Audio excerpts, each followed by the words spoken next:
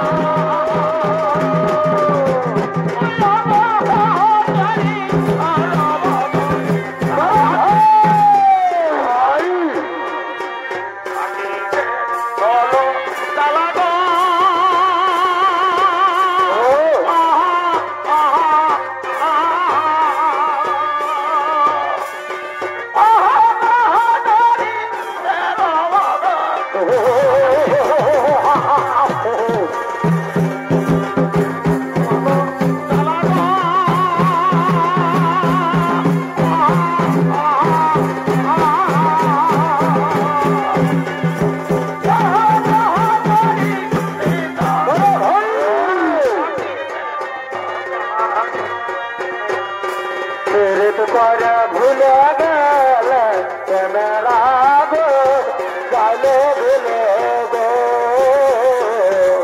পীড়িত করে ভুলে গেলে মেরা গো গালে ভুলে গো আর দেখি দেখি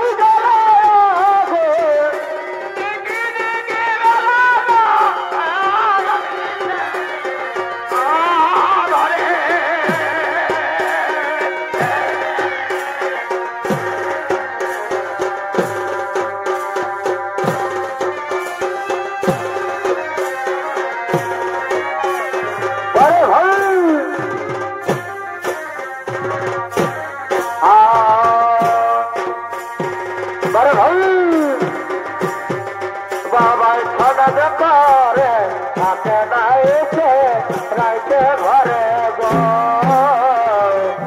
বাবুর বাবাই খনজ করে থাকে না এসে রাইতে ঘরে গো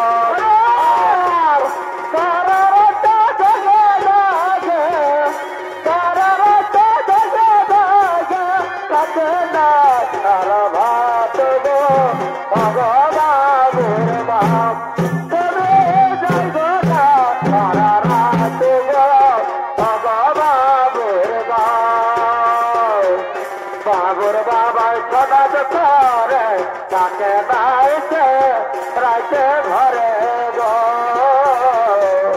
বাবুর বাবাই খনজ করে তাকে বাইতে রাইতে ঘরে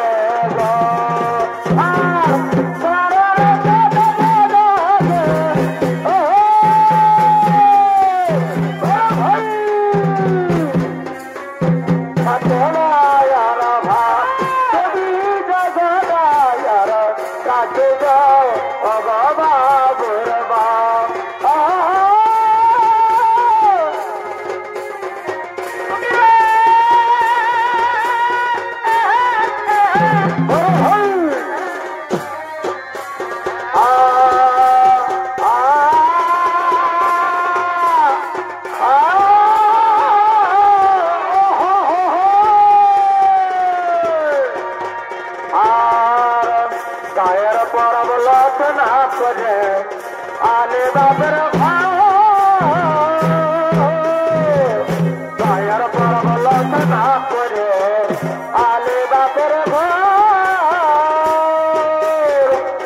আদর প্রিয় তুলকে বলি তবে খানায় তো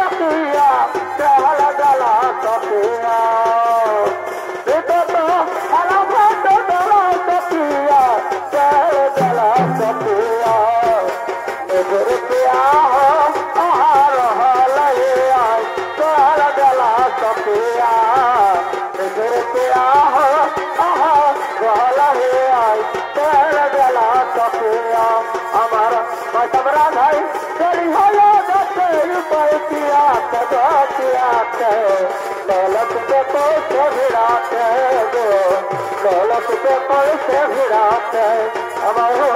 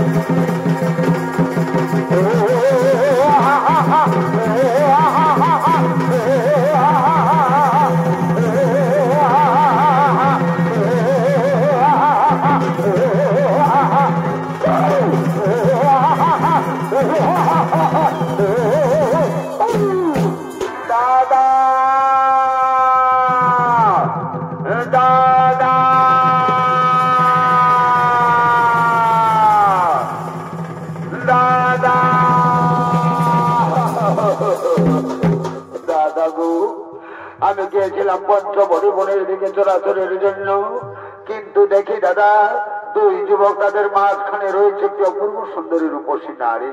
দাদা গো, আমি মনে মনে আশা করে ফেলেছিলাম সেই অপূর্ব সুন্দরী নারীকে এনে দেবো আপনার কাছে, কিন্তু পারলাম না দাদা। তারা যে আমার না কাল করে যাচ্ছে।